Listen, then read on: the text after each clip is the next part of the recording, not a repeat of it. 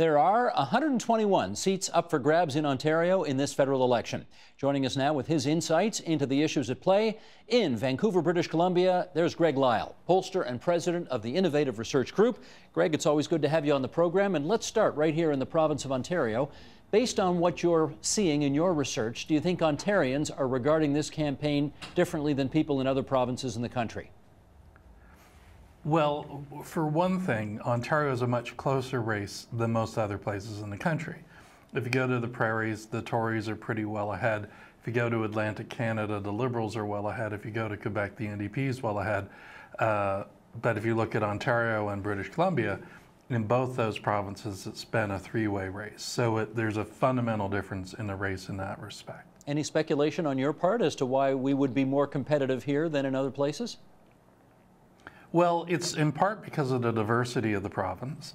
There are just so many different pockets that each have their own mood. So if you go to northern Ontario, that's an area that's been a traditional strength for the NDP. The NDP's been doing well in the more industrial parts of the southwest. And then the NDP over time has done well, although hasn't been doing as well lately in the urban cores of Toronto in particular, but also Ottawa. I'm always interested to see what does or doesn't move the needle when it comes to public opinion. So let's try a few items here. The Duffy Wright affair, for lack of a better name of it, that trial, day after day after day for the first half of this election campaign, has that moved the needle?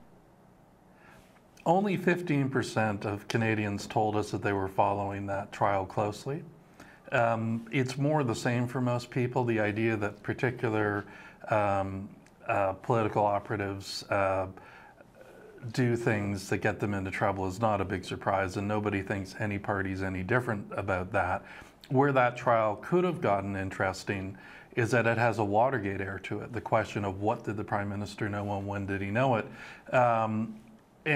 But there was, at the end of the day, no actual smoking gun.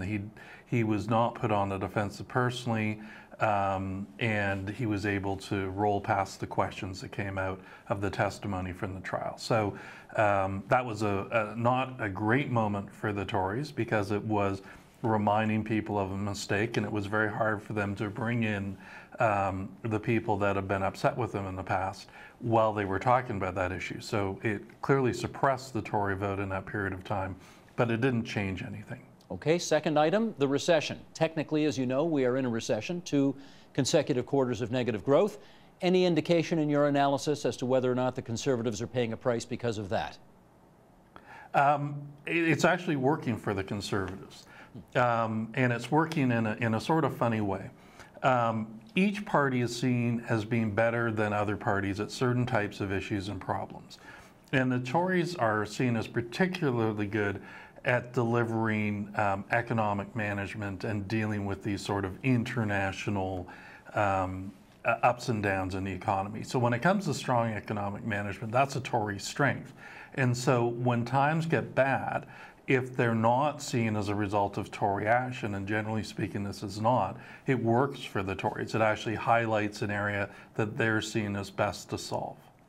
I don't know if you have polling on this because it's a fairly recent development, but that picture of the poor 3-year-old boy face down in the water lying dead has captivated the world in a way that, well, we haven't seen any other issue do during this campaign.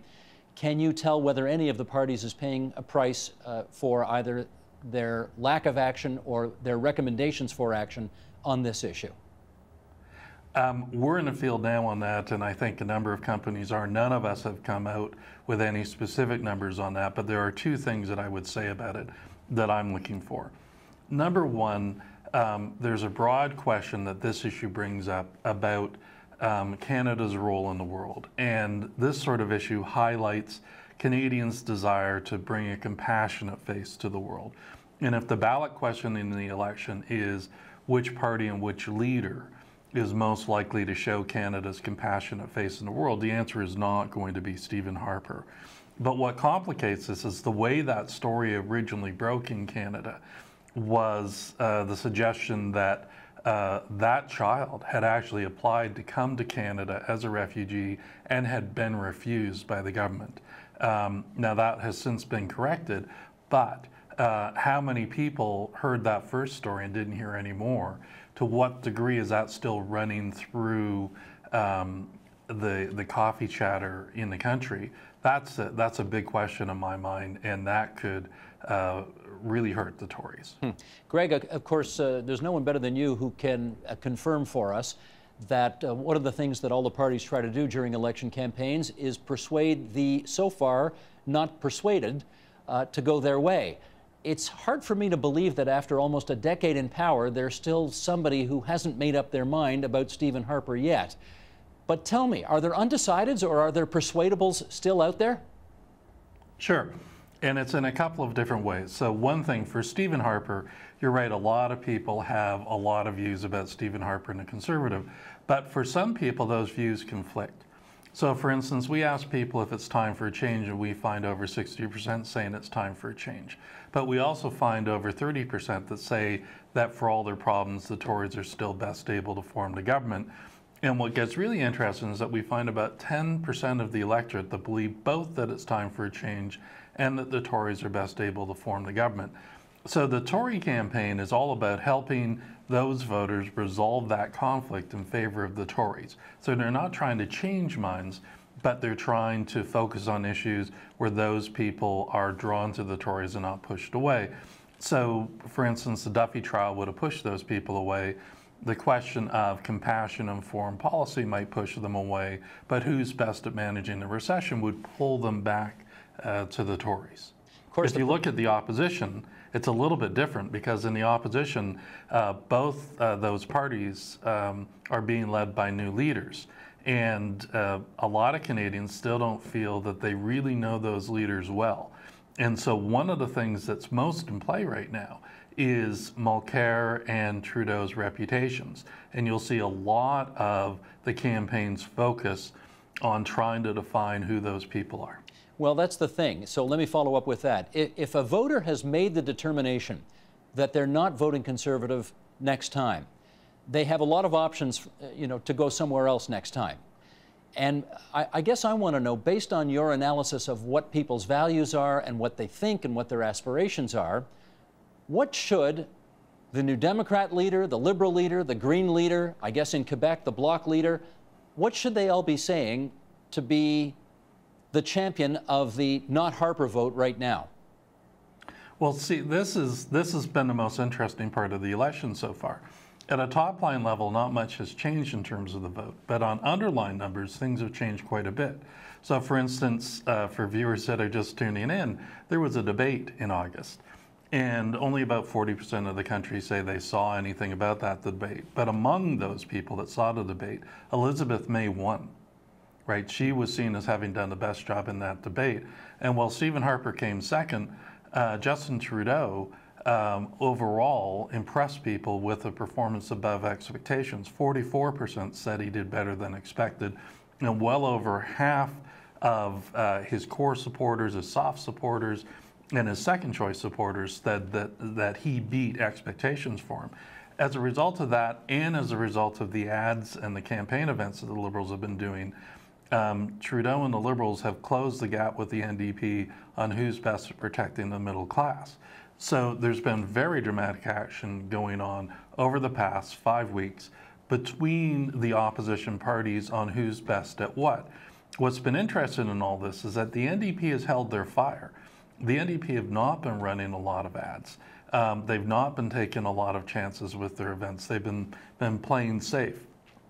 And it looks like every party's limited in how much they can spend. It looks like the NDP have held on to their powder until after Labor Day and intend to really focus their advertising. And in fact, we've seen 2 new ads from the NDP, one that goes after the Harper government and one that defines Thomas Mulcair. Both come into play over the course of the weekend.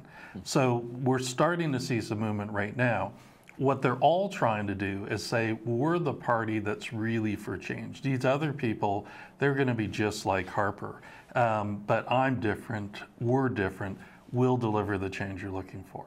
Greg, in our last minute, let's finish up on this. I know Stephen Harper's "I'm never ever going to vote for him" number is very high right now. What I want to know is that number really as firm as voters claim that it is, Or is there something that could still be said in the remaining weeks of this campaign to reopen voters' possibilities of voting for Harper when they said earlier they wouldn't? Well, the people that are passionately against Stephen Harper are not going to change their mind, but they're a third to 40% of the electorate, and then there's another 10 that are in that general direction but not as firmly connected. So only about half the public says the big thing for me in this election is to defeat Stephen Harper. Half the public either says don't know or disagrees with that statement.